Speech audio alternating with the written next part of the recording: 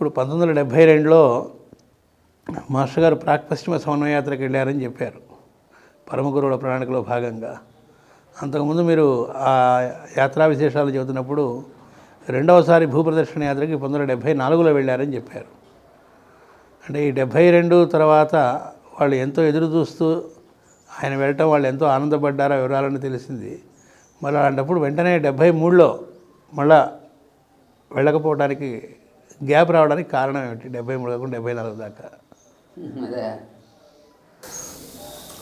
అంటే ఒకటి 72 వెళ్ళొచ్చిన ఇప్పుడు ఈ 73లో ఈ కార్యక్రమాలన్నీ కూడా మధ్యలో ఈ ప్రస్తుతి చేయడంతో అది 72 చివరిలో ఈ పత్రిక ప్రారంభించడం ఇవన్నీ అంటే ఇవన్నీ మేము మాకు అప్పచెప్పారు చేస్తున్నాము. ఇది కాకుండా ఏంటంటే ఆయన ప్రాక్పశ్చిమ సమయానికి యాత్రకి బయలుదేరడం ఒక మేజర్ కారణం ఏంటంటే మా అమ్మగారు ప్రెగ్నెన్సీ వచ్చింది.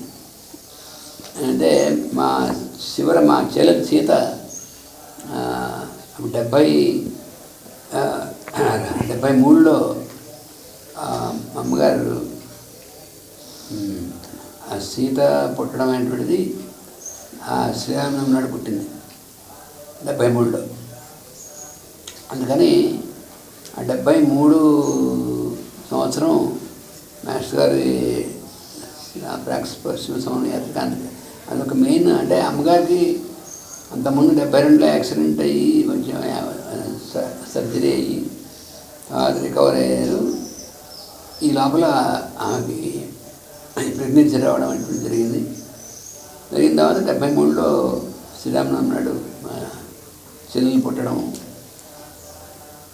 కొంచెం అమ్మగారు కొంచెం వీక్గా ఉండడం అన్నీ కూడా ఉన్నాయి. అందువల్ల పైగా ఆ సంవత్సరం ఇవన్నీ ఉండడం తర్వాత 73లో మళ్ళీ నేను నా మిస్సెస్ మేము ఢిల్లీ వెళ్ళడం, అక్కడ మళ్ళీ ఒక 2 రోజులు అక్కడ ఉండి ఈసారి ఆమెని వాళ్ళు కాపురం పంపించడం, ఇలా ఇవన్నీ మొత్తం ఇలాంటి ఈవెంట్స్ అన్నీ ఫ్యామిలీ ఈవెంట్స్ అన్నీ ఉన్నాయి. అందువలన ఈయన బయట దేశాలకు వెళ్ళాలంటే మళ్ళీ అక్కడ అన్నీ చూసుకోవాలి. పైగా ఇంకోటి కూడా ఏంటంటే ఈ యూనివర్సిటీలో ఆయన వర్క్ చేస్తున్నారు. వెంటనే మరి పర్మిషన్ ఇవ్వడం కూడా తేలిగ్గా, ఎందుకనే ఎక్కడైనా ఎంప్లాయ్మెంట్లో ఉన్నప్పుడు ఎంప్లాయర్స్ యొక్క పర్మిషన్ ఉండాలి అవుట్ ఆఫ్ ది కంట్రీ వెళ్ళాలంటే. అందుకని ఆ రకంగా కూడా మళ్ళీ యూనివర్సిటీ నుంచి మళ్ళీ పర్మిషన్ తీసుకోవాలంటే కూడా అంత ఈజీ కాదు. ఇన్ని కారణాలు ఉన్నాయి.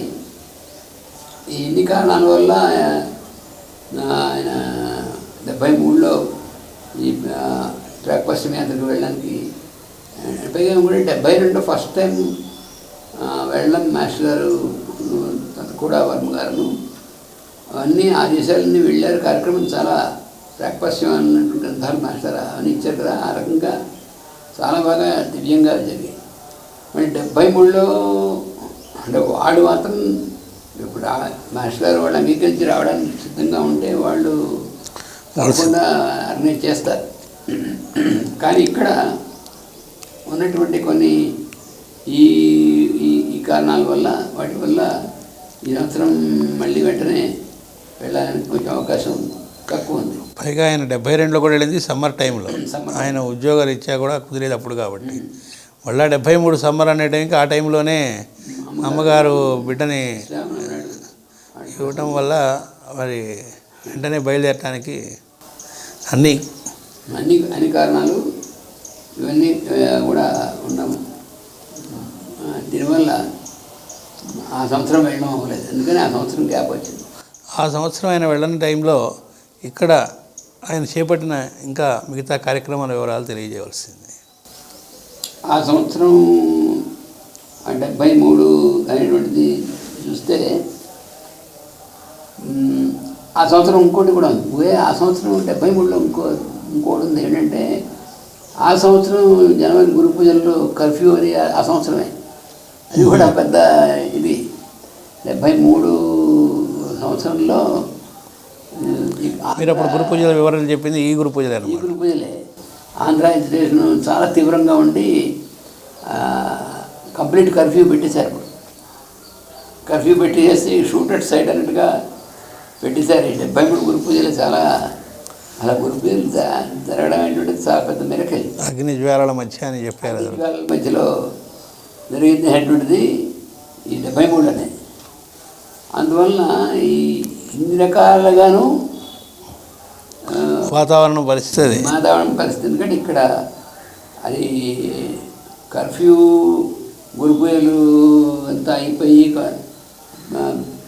మరి సంక్రాంతి పండుగ ఇది అయిన తర్వాత మెల్లిగా కర్ఫ్యూ తీసినా ఇంకా పూర్తిగా ఈ అజిటేషను ఇవన్నీ సమస్య పోవడం ఇది కూడా పూర్తిగా అవ్వలేదు. నార్మల్సీ అనేది నార్మల్సీకి కొంత టైం పట్టింది. ఈ లోపల వేసంకాల సెలవులు ఇవన్నీ కూడా మరి అయిపోతాయి కదా.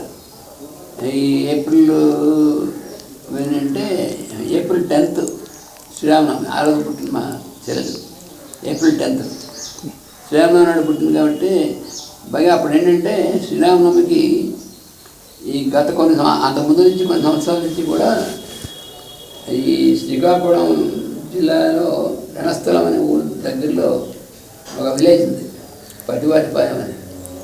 ఆ విలేజ్ను తర్వాత వాళ్ళ తాలూకు వాళ్ళది ఇంకోవి. అంటే ఈ పట్టివారిపాలెం అనేటువంటి విలేజ్లో ఆయన ఆ విలేజ్ ప్రెసిడెంట్గా ఉన్న ఆయన లక్ష్మీనాయుడు గారు ఉండేవాడు. ఆ లక్ష్మీనాయుడు గారు వాళ్ళ పరివారం ఉండేవాడు. ఆ విలేజ్లో కూడా అందరూ చాలా బాగా మంచి భక్తులు. మాస్టర్ గారి ఇదంతా కూడా బాగా చేసినటువంటిది ఆ విలేజ్. అలాగే రెండో విలేజ్ ఏమో ఈ లక్ష్మీనారాయణ గారి యొక్క మేనరుడు అక్కడ ప్రెసిడెంట్ గడినాయుడు గారు ఉండేవాడు, ఆయన ప్రెసిడెంట్. ఈ రెండు విలేజెస్కి శ్రీరామనవమి బాగా చేసేవాడు. అంటే చాలా విలేజెస్లో చేసేవాడు అప్పుడు. అసలు ఇప్పుడంటే కొంచెం తగ్గింది, కానీ అప్పుడు బాగా శ్రీరామనవమికి అన్ని చోట్ల కూడా బాగా చేసేవాడు. అలాగే ఈ రెండు విలేజెస్లోనూ కూడా వీళ్ళు ఆ శ్రీరామనవమి ఉత్సవాలు బాగా చేసి ఆ ఉత్సవాలు మాస్టర్ గారు తప్పకుండా ఒకరోజు ఆయన మాస్టర్ గారు రావడం అనేటువంటిది ఇది అలవాటు ప్రతి సంవత్సరం. అలాగా ఆయనతో పాటు మేము అందరం వెళ్ళేవాడు. ఈ రకంగా వెళ్ళి మేమందరం కూడా వెళ్ళి ఆ ప్రోగ్రాం ఎలా ఉండేదంటే రాత్రి 8 గంటలకు వెళ్ళేవాడు. అంటే మాస్టర్ గారు సెలవు పెట్టాల్సిన అవసరం ఉండేది కాదు. యూనివర్సిటీ సెలవు పెట్టేసి లేకుండా రాత్రి 8 గంటలకు అక్కడికి వెళ్ళేవాళ్ళం.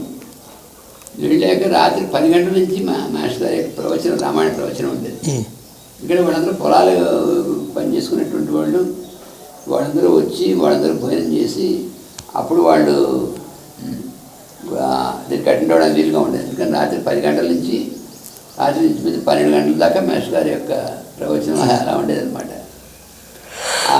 ఆ రాత్రి 12 గంటలకి ప్రవచనం అయిన తర్వాత అప్పుడు మాస్టర్ గారు డిస్పెన్సరీ పెట్టి మేము దానికి వెళ్ళేప్పుడే ఈ మందులు అని తీసుకుని వెళ్ళేవాళ్ళం అందరం. కృష్ణస్వామి గారు, రాజు గారు, నరసింహరాజు గారు, నేను, మేమందరం చాలామంది ఉండేవాళ్ళం.